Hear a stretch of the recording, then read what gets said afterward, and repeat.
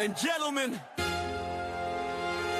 allow us to reintroduce your hosts, Malcolm the Milkman Noel, and Scott, the visionary Hohn. This is the show where life and sports collide. Monday night lights and the ball comes alive. The bass getting loud while the fans all arrive. From the rink to the field to the court where it's live. Breaking down the plays while we rocking with the crowd. Wall-to-wall TV showing every big play.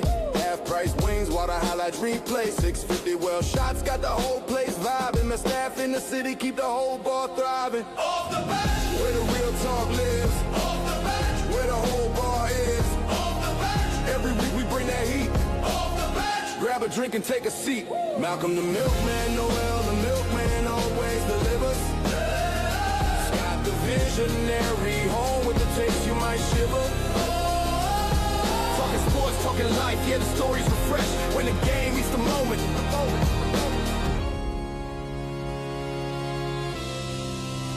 We go off the bench. Off the bench. Off the bench. Off the bench. Off the bench. Off the bench. Off the bench. The bench. First off, I say that everyone who's trying to get their license, like their driver's license, should learn how to manage a parking Costco, because the amount of people who are all about themselves just don't understand about how lanes work, or, you know, left side you go this way, right side you go this way. The amount of like people just about themselves is annoying. But I say, the other thing I'm going to say is, Costco, I think we're losing our Canadian way. Because the amount of people who don't know how to say, like, oh, come through, or like the manners, there's none of that anymore. It's like, I don't know what aisle anything is. I'm just going to go, and then I'm standing there like, hey, you can go through. Go. Okay, none of y'all are going to let me go through. So it's just like, Costco. Oh my God. Spatially aware with Costco people do not. I love it. I scream in my head every time I'm in there. And really what I do, I bump them. It doesn't help that the carts are gigantic. They're huge. Well, we know why they are. We know why. But I bump into people. I hit them. And when they look and give me a dirty look, I say spatial awareness. Sorry, first thing. And then I move on. Oh, Lord, I love it. Well, I'm Malcolm the Milkman. Scott, Who are you? I'm Gus Gus. Okay. That's all I got. That's all I am. See, you know, I'm very glad you came on the show, Tom. You're probably the most important guest we're going to have. This week for sure. Well, yeah, absolutely. I think a lot, like a bunch of our episodes since football season has ended, that's kind of led up to having you on the show. That's awesome. So, yeah, well, because people heard us talking about Punch-Out MS for quite some time. The reason we got into the ring, the reason we signed up, the reason we're trying to raise awareness is because of people like yourself. So what this episode's building awareness for people who may not know they have MS, or have friends and family that have MS. And it's like for us, like for me, I don't have MS, so I don't know how it feels, or I don't know how to tell. So do you want to kind of give us a brief overview of, like, you know, the path on how you are today, who you are, what you do, and so forth, and then we'll go into some data. Yeah. So I was diagnosed in 2009. To give you the short version of it, I was getting ready to go to work, and I was washing my hair, and I felt like my arm was tingling. You know, you sleep on your arm the wrong way, and it feels a little tingly after it. That's what it felt like. And I thought, well, that's kind of weird. But I was no big deal. And I went about my day, and I went to work, and I was working in Toronto at the time, and something didn't feel right. It felt like my right side was a little weird. So I called a friend of mine who's a nurse, and I'm like, this is what feels weird right now. She's like, go to the hospital, go to the triage nurse, tell her what's going on. If they tell you to wait, go back to work. So I'm like, all right. So I go in and I go see the nurse, and she says, what's the deal? I said, well, I feel kind of weird on my right side. And she said, well, smile for me. And I smiled. She said, go to the washroom and look in the mirror and smile. And tell me if that's normal. So I did. And when I looked in the mirror, I smiled, and half my face didn't move. Oh, So I went back. I'm like, not normal. And they took me in right away and started going through what I realized was stroke prevention treatment. And after tests and doctors coming in and looking at, you're too young to be having a stroke or a heart attack or anything. We're going to figure it out and blah, blah, blah. And they kept me overnight to do an MRI the next day. And then the doctor came in and said, I think you have MS. And I said, you think I have MS? He says, well, I'm pretty sure. He says, we can do a test to confirm it, which is the needle in the back and draw fluids out of your spine. I'm like, will that change your mind or reassure you or anything? He goes, no, I'm pretty confident. I'm like, okay, what do we do? And that's when it began. Since then, I've tried different therapies to cope with it. I have what's called isolated syndrome MS, which is one episode, one flare up, but it hasn't progressed. I basically am virtually the same as I was back then. I take a pill every day. That seems to be controlling it, but I live with the same symptoms every day that a lot of people deal with. And it changes your life. You get very scared off the start, but I've still been able to, have kids, get married, and, work. I'm a realtor now. I was in the restaurant business for a long time, but I've been a realtor for 11, 12 years now, and I can still do that. And what that allows me to do being a realtor is I can make my own schedule, which with the daily symptoms that you deal with MS, there's some times where your body puts you on the bench and you can't work that day or that afternoon or whatever. So since then, I've just gotten involved with everything I can, including sharing my story and helping out. And the restaurant industry, such a natural progression for everybody in the restaurant industry to move into real estate. For sure. It's just weird because it's like you see it all over the place. How many realtors do you know that are like, oh yeah, I was in a restaurant. Yeah, I did that. And then all of a sudden that, because we're the only, as realtors, if you're in the restaurant business and working late nights and weekends and holidays don't exist, then you get into real estate and it's evenings and weekends, but no late nights and no whatever. And I can sleep in every day to pick my schedule. It's actually an improvement on the life in the restaurant industry. Or a client will reach out at like 8 o'clock, sorry to bother you. I'm like, what are you talking about? I'm a 2 a.m. guy usually, and I don't have to get up and go in early tomorrow. Yeah. That story is deep though. Yeah, it was a weird experience, but it's one of those things that when it comes up, when you have that first episode or whatever, it takes a lot for the doctors to figure out what's not wrong with you. So you're only left with that. And obviously, 2009 was a long time ago, but 30, 40 years ago when you got diagnosed, they said, go home and let us know if it gets any worse. Now, at least there's multiple therapies that are having great results. The one I'm on was the first pill introduced. And before that, it was injection therapy that was horrible side effects. Now there's, I believe, 12 or 14 different treatments. The amount of research being done for stem cell therapy and everything. They've found a way to stop the progression in a lot of people, which helps out. There's a lot of people that it progresses pretty quick and it's tough to deal with, but it's some of it can also be people will have those symptoms and not identify them. Maybe they don't have 100%. A nurse friend to call right away. 100%. Give them that advice. And a lot of guys, like I know myself, I know you're the same way. Something happens and you're like, I'll be fine. Yeah. I'll just power through it. Yeah. It's like you're working hurt all the time. So you try to avoid going to the. Well, it's also kind of like a male trait. Sad. We kind of go in that path where, if you injure yourself, I'll heal tomorrow. Or it's like the athlete mentality. Yeah. No pain, no gain. Then, then you see it why it's so important to identify it early on and then get the treatment before you start progress further down the road where you can't function again. Yeah. And that's the thing about MS. As you progress, it's kind of think of it like a chart as you progress and decline, or I guess go the other way. As you decline with your cognitive functions and different things and however it affects you, you can improve, but you never quite get back to where you were. And that's the slow progression. That's the, the roller coaster down that people deal with. And you never know. Yeah, there's guys where, if I don't go to the doctor, nothing's wrong with me. Or I've had friends that have dealt with years of going to the doctors trying to figure out what allergy they have, or what's wrong with them, and only to find out a year later that it's actually MS, and that's what it is. But it's so hard to detect, and they don't know what causes it.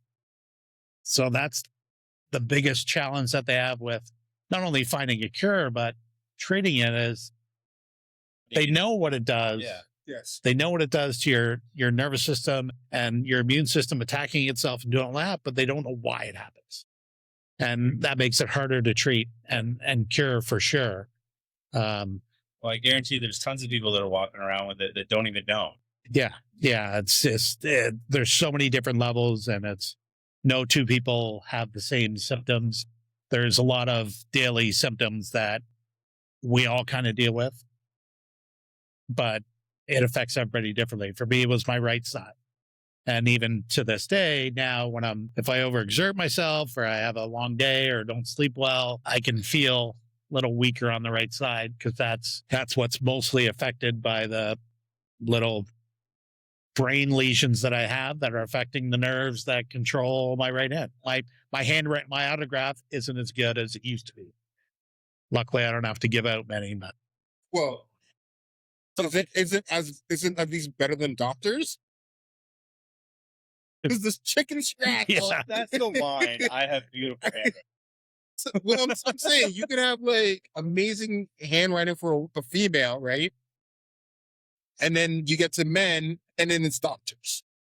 You know what I mean? It's like chickens. You try to read it, and it's like I have no clue. But pharmacists seem to understand everything. They must take a course. I know what that line is to this one, and the proportion to this. It's like a constellation.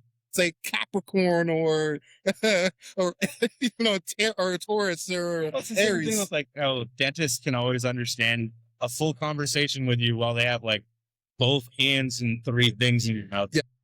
That's how your day was. How was your day today? The one thing I want to ask though is when you found out,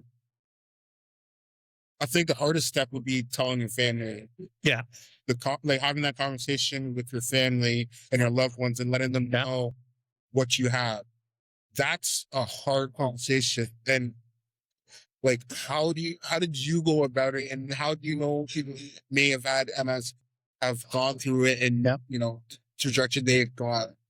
Yeah. Great question. It's when I was in the hospital, I was in the hospital for a few days because they start pumping you with steroids to calm your immune system because your immune system is attacking itself.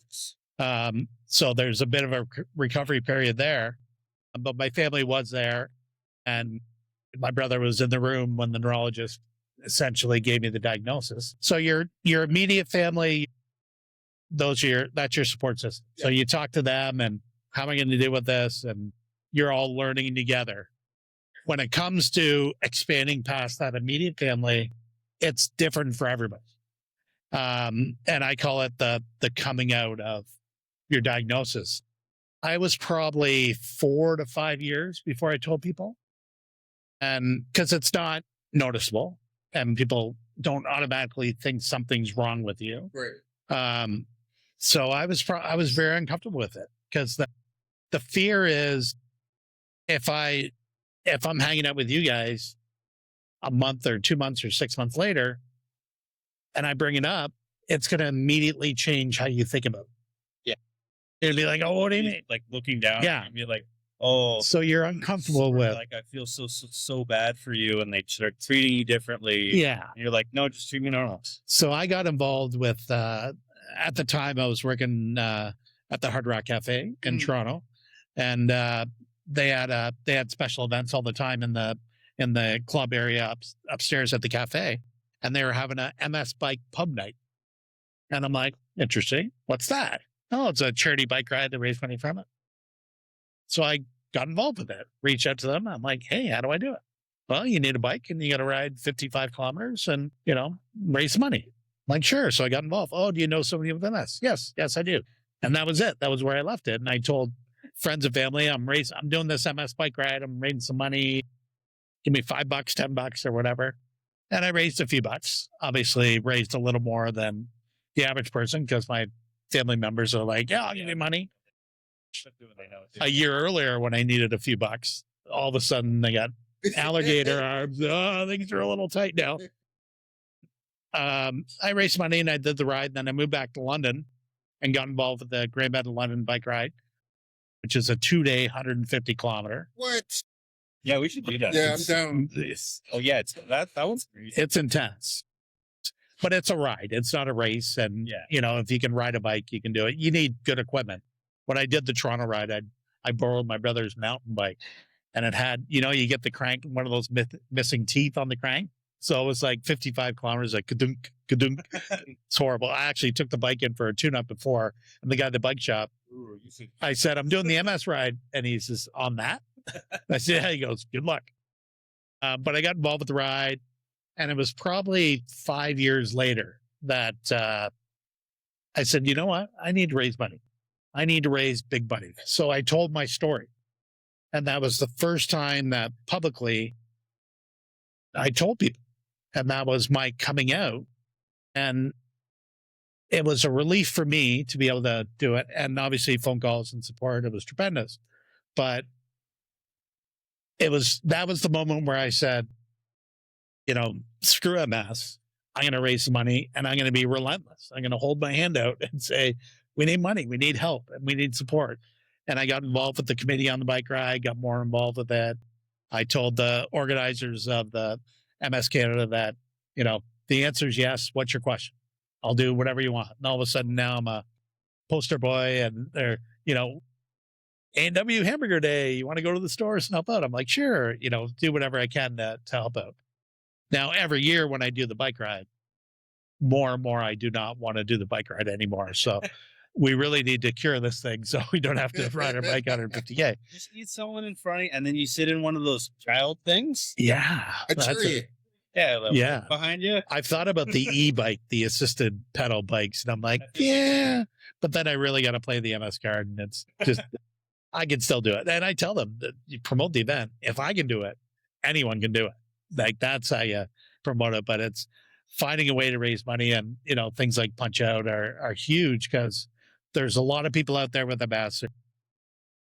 It's Canada's disease. Canada has the highest rate of MS in the world. So it's up to us to cure it. There's something about the location, and they've looked into climate and different things, but I think it's females age 30 to 35 are the highest risk in Canada to get the disease. It's pretty crazy, and we own it, and we're in charge to figure it out. Luckily, the charity events that are out there and raising the awareness, that's where they have more dollars to figure stuff out and hopefully one day find a cure. But the treatments now have come a long way. There's some treatments, they're very customized to certain people, and one that works for me might not work for the next person. Yeah, that's kind of a long-winded way to say there's a lot of people out there that have MS that aren't telling people because they're just not comfortable. Yeah. I learned a handful of different people like that were in my life and have been in my life before that once I started talking about doing Punch Out MS, they're like, this is amazing. Like, it's such a great cause. Thanks for doing this. I don't know if you knew this, but I actually have MS.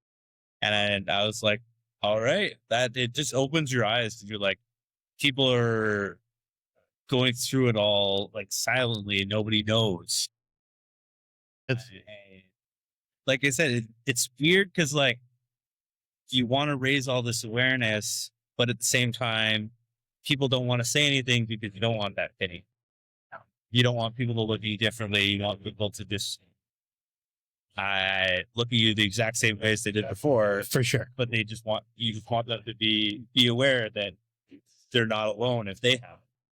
For sure. And there's, I remember telling people, obviously I've told a million people over the years, and the common reaction is, no, they don't believe you. Yeah. No, you're fine. Yeah. And that's the thing. And I think that what makes it very hard for raising funds and getting support for it is, and I don't want to say everybody's like this, or a few people here, then they may look at me and say, well, he doesn't need the money. He's fine. But they don't see the battle that we fight inside every day. And that's the awareness that we need. And that's what we need to get out there and say, people with MS are fighting a battle, fighting a fight. See what I did there? Fight every day that you don't see. And it's like that for many diseases and different things. But the more awareness we can get to people that say, hey, we're pretty close to figuring this stuff out. Let's put on a great event. Let's put on a fight. Let's put on 2 fights. Let's have it be so big that we got to do 2 days. My favorite part, right? That like it just blew up so much. They're like, and especially with MPT, they're like, well, we want to raise as much awareness as possible. So let's raise as much as we can and let everybody fight. Exactly. Obviously my wife participates in the event. I'm sponsoring the jerseys, the shirts for the fight. Last year when Jody said, hey, we don't get to keep the shirts, or we got to pay for the shirts, or I'm like, no, you don't pay. I will take care of the shirts. And last year was what? 20 fighters, 25 fighters? Not this year. So this year is like, great, you're taking care of the shirts. We need 52 of them. Yeah. Like, wait a minute. I didn't realize that cake was so sweet. What a terribly wonderful problem to have. Exactly. I remember going to the first one 2 years ago and thinking, this is a great event. What a great job they did. That, a few rows of chairs around the ring. And then I went last year and went, wow, yeah, it's blowing up. Yeah. And this year is just that much more. And it's this using all, but it is. Oh yeah, you're not. Yeah, I'll be there, but that environment. You cheer me on. It's maybe I might cheer for it. Ouch. The one thing I will say though, and you can tell me if I'm wrong, there's a lot of charity events that happen in them. For example, boxing. For homelessness, that's a lot of what everyone kind of sees. Go down Richmond and you see it. And it mostly affects, the regular society, people going downtown, going to the library with their kids, and you see the homeless, and it's an exposure. Well, Fundraising MS, it's a family event that, if you're fighting for a family member who could be there watching you fight, and you're in the ring because you want to show that you're fighting the fight, I'm going to fight the fight. And you have 600, 800 people at music hall cheering on for one cause. And it's not always about the fight. It's about awareness. It's about awareness and raising money. And the fact that it's grown so much shows that, unlike Costco, there are people who actually have manners. Yes. And care. Absolutely. You're not getting sponsored by Costco. I don't want to. They don't need my money. Yes, they need my money. They're going to get your money, but they're going to get my money no matter what. That's why I had to say it, because it all relates, right? Yeah. The Canadian way is, giving back to charity, giving back to community. You've kind of seen it with the box community. Oh, 100%. Well, the reason I got into it was, partly because you were like, hey, dude. I forced you into it. But also, and not everyone has a choice. Sure. You didn't have a choice to start fighting MS. Right. And we have the ability to choose to fight for something and raise the awareness. And we're choosing to fight for people that have to fight every day and don't get the option. So to me, it's it's not really an option for us to do these fights. So going into doing all the training, it's obviously it's hard training, but it's knowing people and knowing that everyone else is struggling. That's what keeps us going, keeps you pushing. You're like, no, they're fighting every day. I got to fight every day. Exactly. And that's the years I've done the bike ride. It's me riding for the people who can't ride and for myself, but primarily for everybody else. There's people that struggle a lot more. There's people that are newly diagnosed that are scared as hell and don't know what's going to happen. And when you don't know what the next day looks like, it's scary. So people get out and they do it and they do choices. And, if people think they don't know anybody who's affected by MS, they're wrong. Yeah. Because they do. They just are unaware of it. And they haven't found out yet. So it's great, these events, for people to go in there and jump in the ring for a cause. Learn. Yeah. And learn and take a few shots and do it with a cause in mind. You don't have to do it. And nobody has to do it. Nobody has to donate and share. And there's many, many avenues to support and share. But the more awareness we can put out there for people who live with MS, the better. And we'll figure it out. And hopefully we'll do it right here in London. The amount of research that's happening is pretty remarkable. But, there's no cure. And without money, there's no path to a cure. The crazy thing is that because it affects everyone so differently. Everyone, like, you feel like they feel like they're doing it by themselves, or like their journey is totally different than yours. And they feel like, okay, I don't have any help, but what we can do to help is raise awareness, tell people stories. Everyone that I've talked to about it, they have totally different stories, how they found out, what they're dealing with, what their day-to-day looks like. Some people, their day-to-day is relatively normal. Other people, it's a struggle every day. Obviously, every day is totally different for you. Yeah, and that's the big part of it. It's everybody deals with it differently, and everybody themselves individually deals with it differently every day, because you don't know. You wake up in the morning and you wonder what today's going to be like. And to go through, to go through raising a daughter, and, if you have kids, you know what the young ones are like, and it's, hey, pick me up, or let's go to the park. And you got to make that decision. How can hard I is do that being a parent in LS?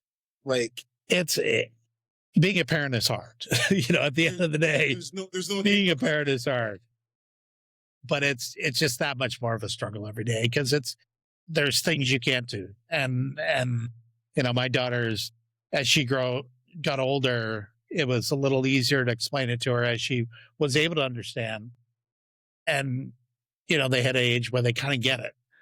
Now, it's not fair, when she says, hey, can we go to the park today? And I say, today's not a good day. She gets it. She understands. It's still not fair. That's the hard part.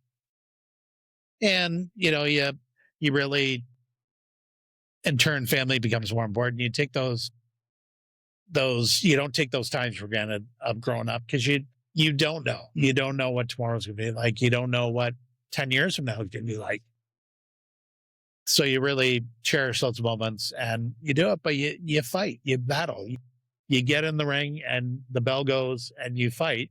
And I'm sure you guys know sometimes the second round bell goes off and you don't want to go out there.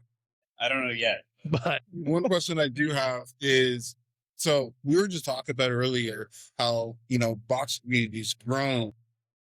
You were diagnosed in 2009 to 2026 now.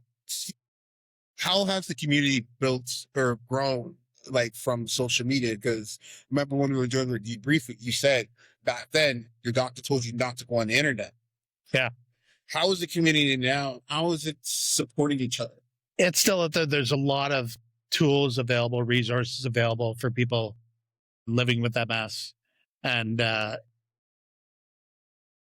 unfortunately, as it grows and more people deal with it, there's more resources available. I'm a resource. I tell everybody, I don't know how many times I've run into somebody and, oh, my sister was recently diagnosed. Never give me a call. Let's talk about it. And I think from an MS community of those of us who deal with it every day, we're there to support online through the different programs, through the money raised.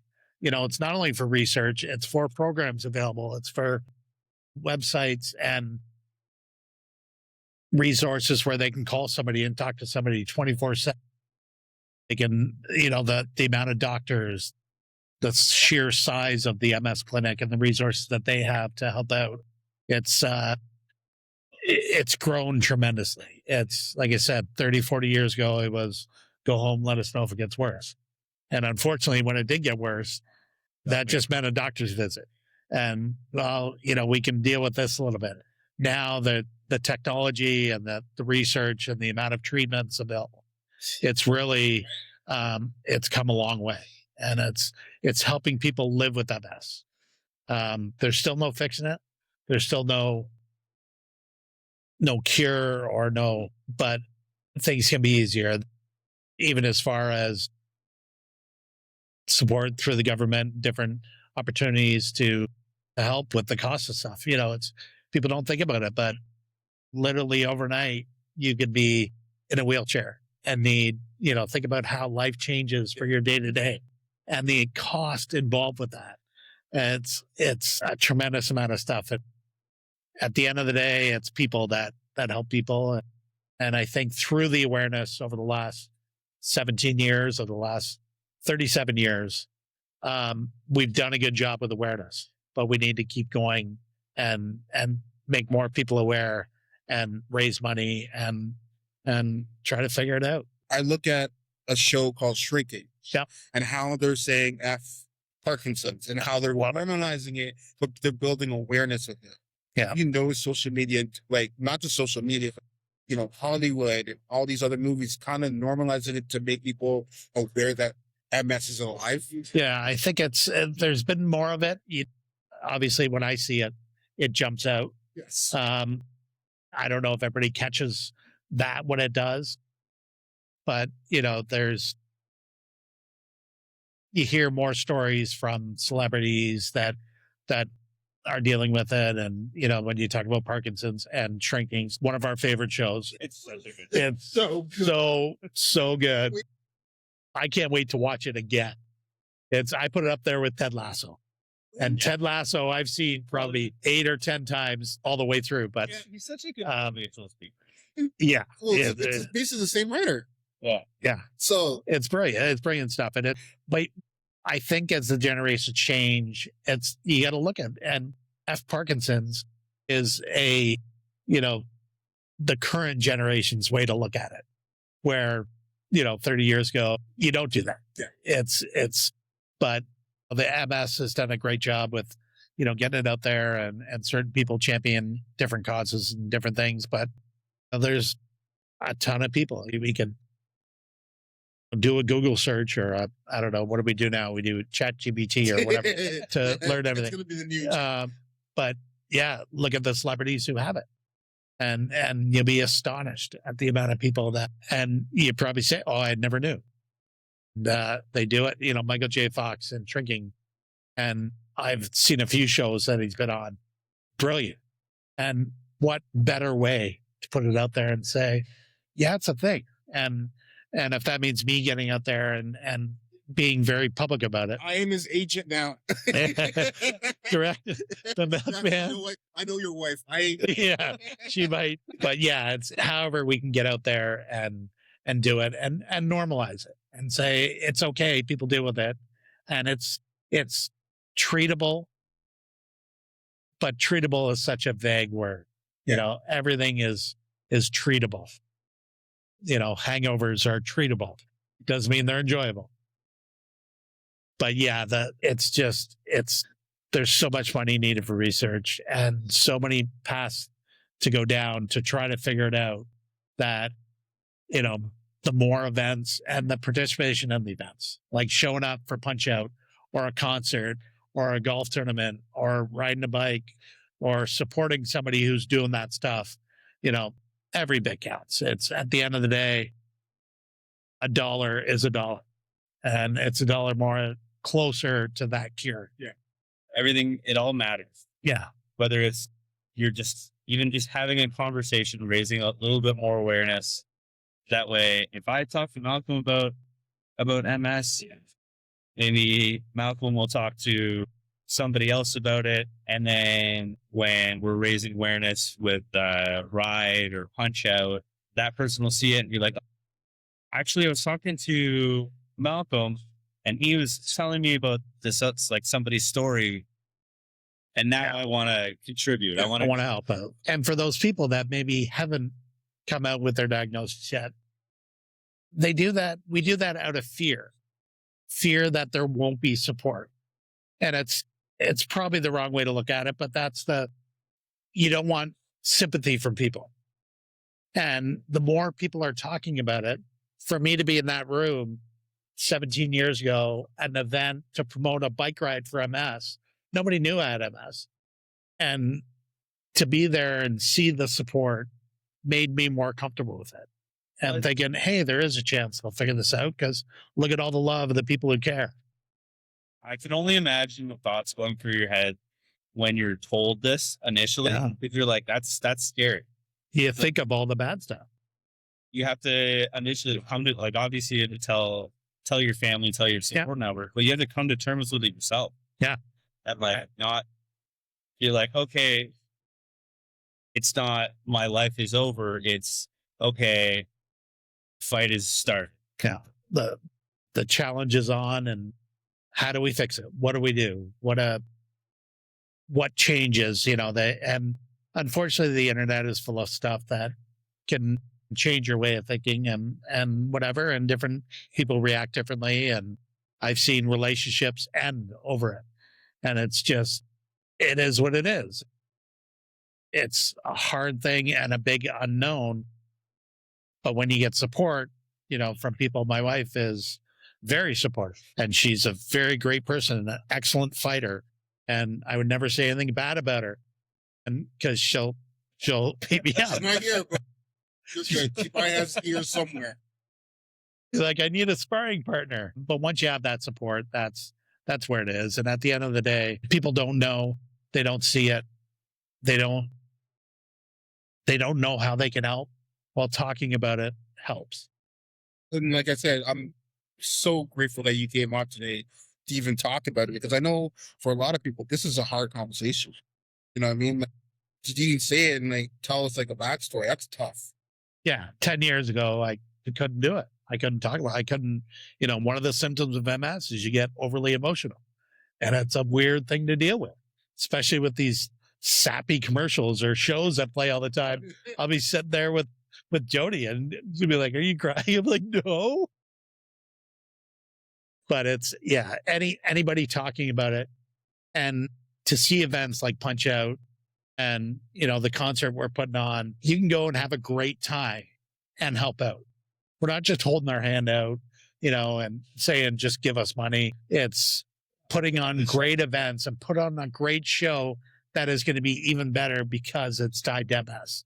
Not that any of the fighters would do, a lesser fight if it wasn't for a charity, but that motivation's there.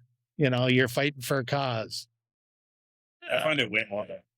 The bands that I have doing this concert that we have coming up, they're jacked about it. They're like, this is great. And they have connections, but they know, and I told them it's July 5th at the London Music Hall.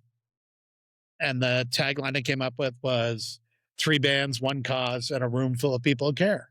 I love that. And that's ultimately putting on a show that's, and I've been open with people. Hey, I've been riding my bike, or I've been asking for money to raise money. This time I'm going to give you a night you won't soon forget. Yeah. And we're going to do this every year. And you can come out and have a great time. There'll be a silent auction. I got 3 bands. It's going to be, mostly covers. And we're just going to rock it out for a night and have a blast and raise some money. And for years I've wanted to do a golf tournament, but I'm a pretty big music junkie. So I thought, what better way? I love golf. This gives people an experience that they'll never forget. And they'll remember that fun night, we go to a concert. You go to a concert now, it's hundreds of dollars, and yeah, it's an experience.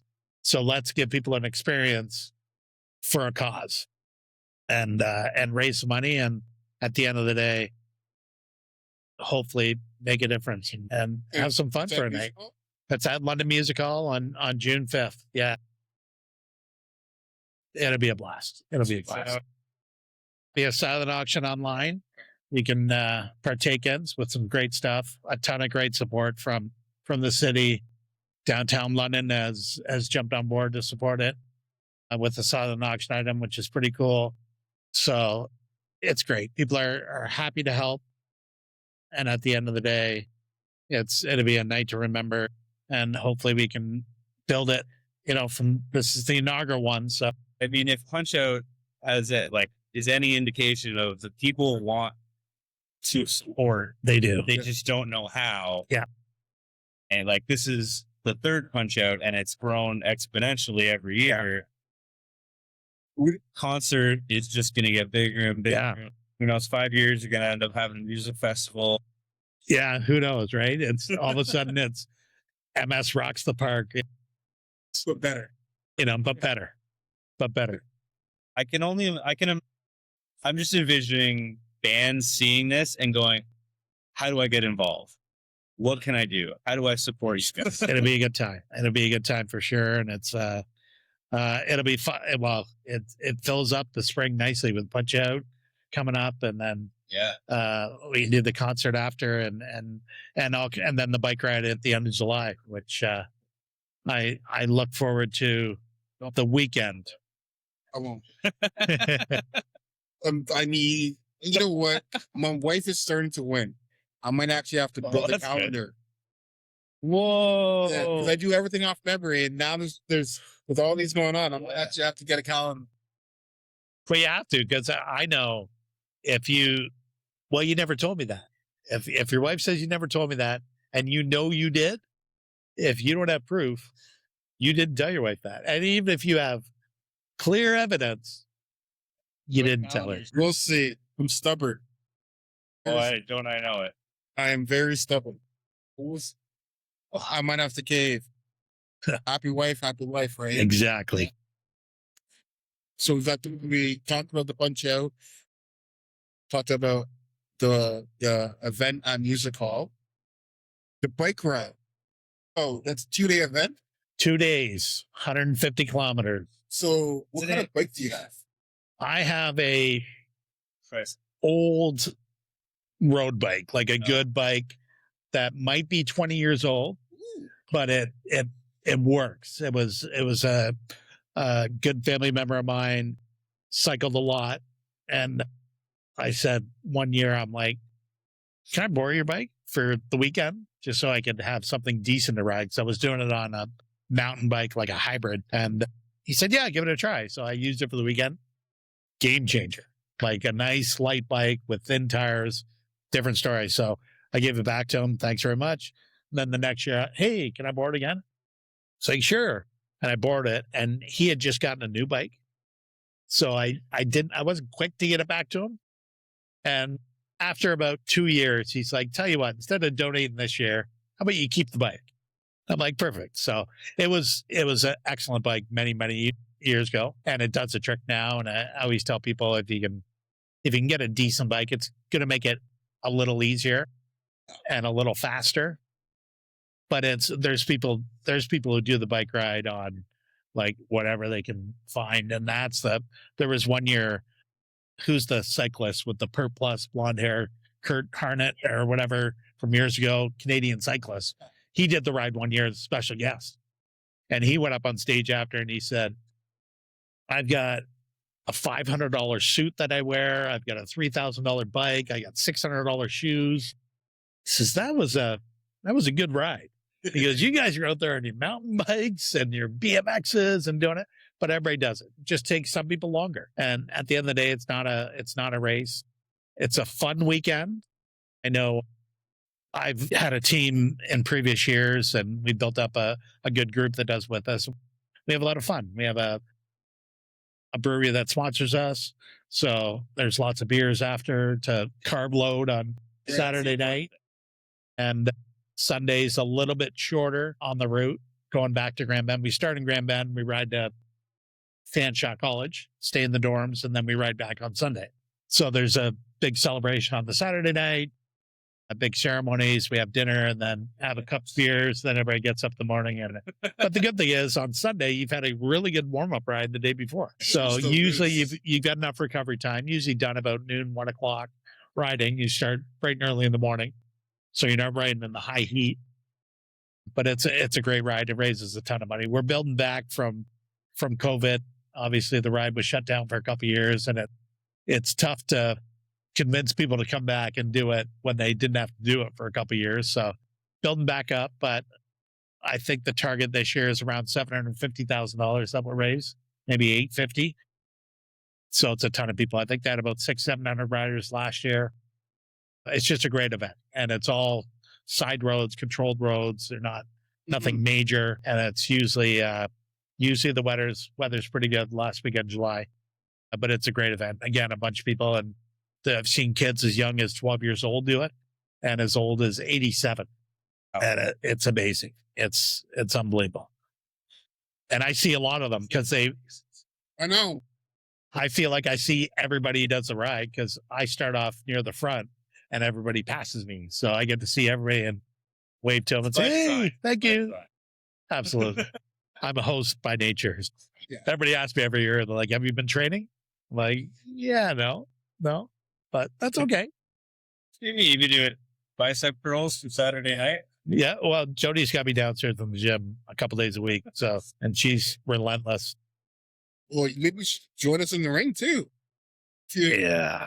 I'll stick to putting on a concert. I think, but my stepson Noah's doing it as well. So. Oh, okay. That's what I thought. I wasn't sure if he's the fight. He's going to be the fight right after me. Oh, perfect. Oh. Yeah, he's pretty excited about it. Okay. Yeah. Is this his first boxing? First boxing. He's a 4th degree black belt. Yeah. But he had a tournament on the weekend, and he does sparring as well. And he didn't do so good because he's in boxing mode. Yeah. And it's very different. So, but he's pretty pumped up for it. It's funny. Like when we were talking the other day about having different martial arts, everything, it's totally different. Very different. Stance is different. Very different. Move is different. Yeah. The way you defend yourself is different, which is super important. Yeah. But I'm looking forward to seeing it. He's in pretty good shape. So he's excited for it. He's motivated to do it. Obviously, the fact that he's doing it is awesome. And the fact that Jody's doing it is awesome and is willing to do it. This will be her 3rd time doing it. She did the Fight Den and then has done Punch Out. This now will be a 2nd year. So she's the face changer. Yeah. Yeah, she is. She's powerful. Yeah. And like Steamboat. Like yes. Yes. Hence the excellent relationship we have, and I am a very giving husband, and I make sure when she says she needs something, it's done. I got you covered. So yeah, it's special to have both of them do it. Obviously is a big deal. Everybody doing it. It's the more people we can get out to watch it and help out, support it, and be part of it. You know, I guarantee you, out of the 300-400 people that probably get there watching it, there's probably 40 or 50 people with MS that nobody knows has MS, and they haven't told anybody yet because they were recently diagnosed or whatever. They're just supporting for whatever reason, but that's gonna help them. Being there is, this disease is tough to fight every day, but it's about energy, and it's about fatigue is one of the number one symptom that we all face. And to be in an event like that and see people that care and getting their face punched in for a cause. Don't say that too loud. My mom might be. All of a sudden, you have a little more energy that day, and it's easier to get through that day and get through, the every day. It's the inspiration is a big part of it. You're a huge inspiration for while we're in the rings. Hey, no. At least I'm glad that we can return your favor, but honestly, you're like huge inspiration because I wouldn't have known what MS was until last year. And then to have this conversation, like my mind is blown. I've learned so much. And then after doing the event, now I'm learning about other people who, friends and family and people I care about have MS. And it's like, wow, like last year I learned the rate because I wanted to take the rain and learn a little bit of MS. Now I know about the relations of people who have MS. And, it's like, And so many more people that you're able to connect with them. And that's amazing. That's, you said the best medicine is the support that surrounds you. So it's great. I envy you guys for doing it. I love the fact that I was able to get involved and put my name on the back of the shirts. Hopefully before you put it on, have a look and, forget about me. I'm just one of hundreds of thousands of people, but that's why you're doing it. So For yourself, like you were diagnosed in 2009 and 17 years later, you're doing all these different events, you're raising all this awareness yourself. Like if it wasn't for you, nobody would know as much about this, especially in life. yeah, if I can get it out there, like I said, I will help out in any way I can. I'm open to, probably the true reward for me is when I can talk to somebody who's recently diagnosed and let them know that it's not all doom and gloom, and you can, you're in a battle and you can win it. And it's, it's the strength that you need to get through it. The supportive events help, but it's, like I do my bike ride and I started saying it years ago and I don't know where I stole it from or where I got it, but I say, I have MS, it doesn't have me. And that's, at the end of the day, there's people that are going to step in the ring in a few weeks who have MS and they're fighting. Who knows how many fighters are participating that have MS that nobody knows they do, but they're taking it head on. They're, not something I can do. I can do this. I can promote, I can help, I can try to raise money and know that Every bit counts. Every little bit counts. And like I said, I'm relentless with it. So I'm going to beg people to go to the concert and bribe them and, corporate sponsors, bribe them with free drinks or whatever I got to do. So book a table and drinks are included. But yeah, it's these great events that keep us all going. And if I can do my small part and do a little bit extra, then that's going to help me and somebody down the road. And we'll figure it out. We keep plugging away at it. I just find it so cool, the evolution of off the bench and how it's evolved. It's like when we came up with the off the bench, we were like just talking back and forth, like, what about this? What about that? I forget some of the possible names we had. Yeah, I don't remember. They weren't good. But we just ended up landing on off the bench. And now it started as us talking about football. It has transitioned to us going, get off the bench, get off the couch, get off of whatever you're doing, get out in the community. Yeah. Whether it's bettering yourself, bettering your community, raise awareness, get off the bench, go do something. Do something because something is better than nothing. 100%. The way I view off the bench was, and Juan Costa, Jay, and even Brett Lucier, they started a cause. Fight to end homelessness, punch out MS, your rock out MS. You're now a part of that equation where it's like people are out there making a difference in the community and you're getting off the bench and you're doing something and the community is coming to you. They're getting off the bench to come to you. That's all our podcast is about. Yeah. No. And for you guys to do it, it's to allow me to be part of it, but that's the voice. You guys are putting the voice out there that we need and the community needs for every cause, not just MS, for everything that's out there. And if we sit on our hands or sit on our couch and don't do anything, then, or sit on the bench and watch a game, you're not helping us win. Don't just watch, get out and do it. Yeah. Stop focusing on the negatives and let's look to the positives of all the things that we can do. Okay. Well, I'm sure when you were first diagnosed, even now, if you start thinking about all those negative things, you start going down that downward spiral. But then once you start looking on the positive side, like the community, how you're able to raise a help people, all of those positive things, it boosts you up. It gives you that extra fuel. It helps everything. I look at it, doing the bike ride, and it just happened.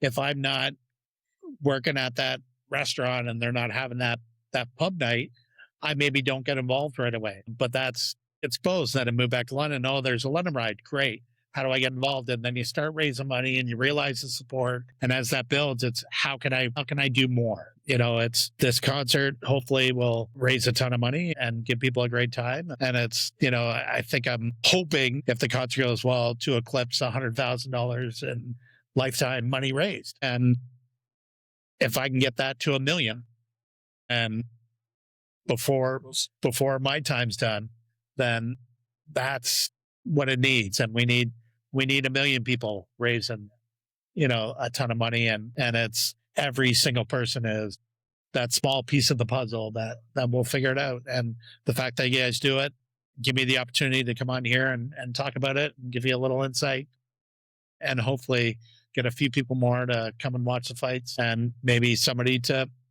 get in the fight next year. And this could be a week-long event. Yeah. You got to qualify prelims, the undercard. You got to get on the main card. Who knows where it goes? But yeah, that's how we build it, and we do it by talking about it and not sitting back and keeping quiet. At the end of the day, I know there's people out there that have MS and recently diagnosed or have been diagnosed for a while that are fighting a battle that we don't see and we don't know about. Eventually, you'll get out there and do it, and because people want to help. And I tell everybody, when you're ready, you let everybody know because they want to support you. It's true. Nobody deserves to go through it alone. No, and you don't have to. Call me. Well, how does someone get a hold of you? Go to my website. If you're looking to buy a house, Kalis Real Estate. You can find it in the comments. Is that what you say? It's in the comments. Or We'll put it in. okay. We'll put it in. But yeah, Oh, that's it.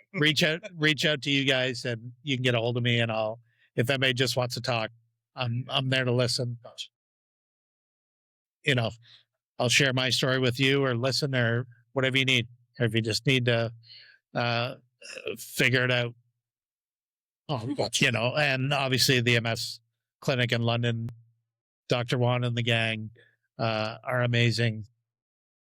He was all over me today. We were talking about he wants involved in the concert and how he can support it. There's great people in the city, but the resources are out there. And I'm just one dude who's happy to You're that connector. jump on the phone with you. Yeah.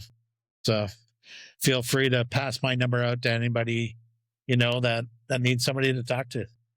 I can't promise great advice, but I can promise a conversation. Like if I was just diagnosed with MS, I have no idea what's going on. I'm freaking out Going down a rabbit hole. and I'm Yeah. spiraling. Now I have someone that I can call and is going to say, it's okay.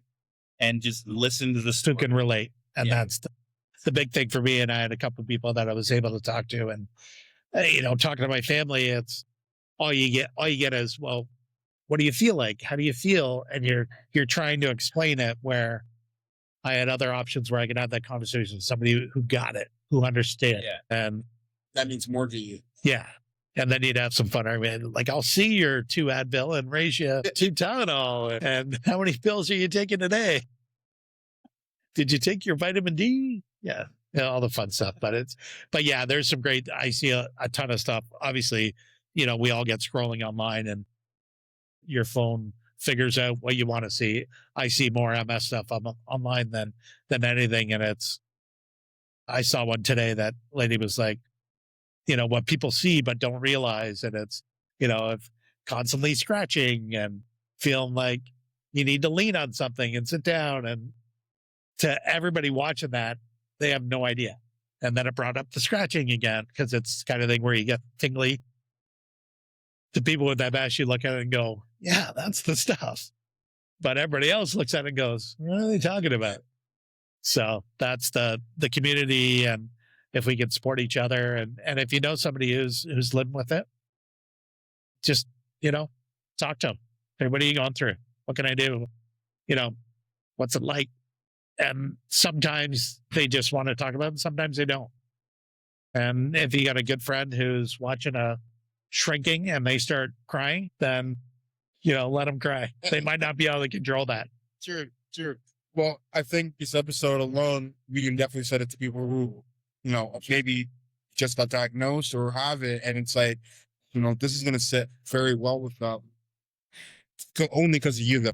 And I really appreciate it. So I thank you once again for coming on the show today. I appreciate it. Thanks for having me.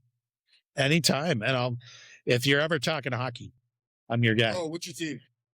A New York Rangers fan. Rangers? I'm a Rangers fan. It's kind of weird, but I think when I was super young, my brother was an Islanders fan because they were the dynasty back in there at that time. So I think I became a Rangers fan out of spite. And when Mark Messier came in the league, I became a very big Messier fan. And then when he went to the Rangers, it was like, it's game over. Oh yeah. So it's an obsession. The fact that I'm missing a game right now is my commitment to the cause. I appreciate you. But they're almost in the bottom of the league, so that's okay. It's not a big game. Right. Yeah. And you're Calgary Flames. Calgary is. I need Calgary to win a couple games because it's all about the draft position now. So I've been in this race to the bottom, and every time I look at a Calgary score, they went and lost again. Yes. But I think they won yesterday or the day before, so they've actually pulled ahead of the Rangers. So that's one better draft position. But they must have someone in mind that they're trying to draft, and that's why they're like, we could win a few games. Well, there's Manny Malhotra's kid is in the draft, and he's around that 4 or 5 spot. So I think both the Rangers and the Flames might have a little connection there that they want to go after him. But yeah, I'll come and talk hockey with you guys till I'm blue in the face. You're a Leaf fan guy, aren't you? No, I don't really have a hockey. That's fine. That's good. Yeah. See, I'm like that with football. I don't know. I was a huge Peyton Manning fan for his whole career. And then now I'm just whoever I draft come fantasy time.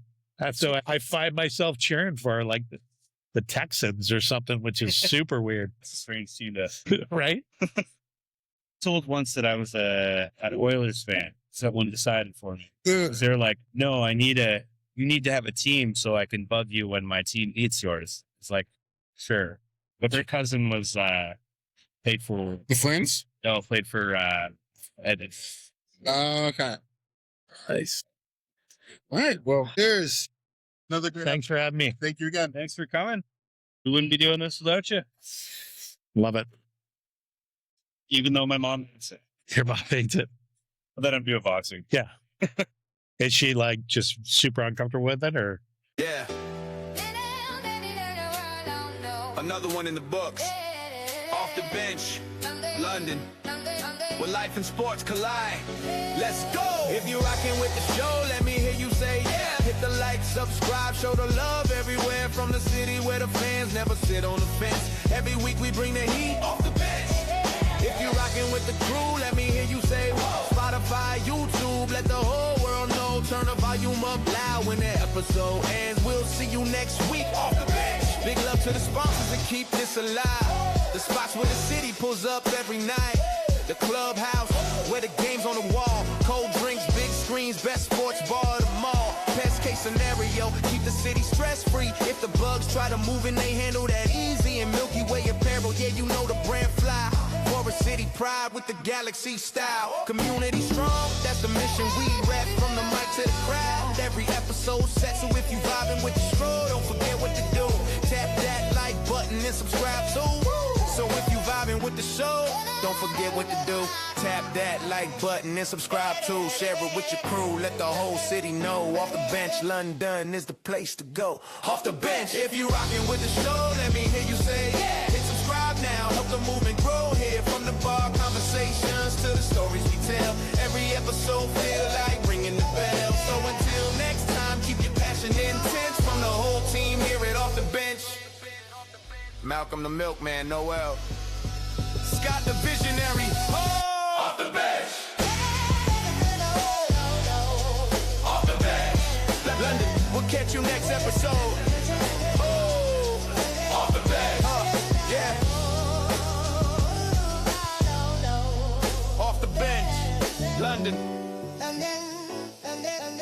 catch you next episode.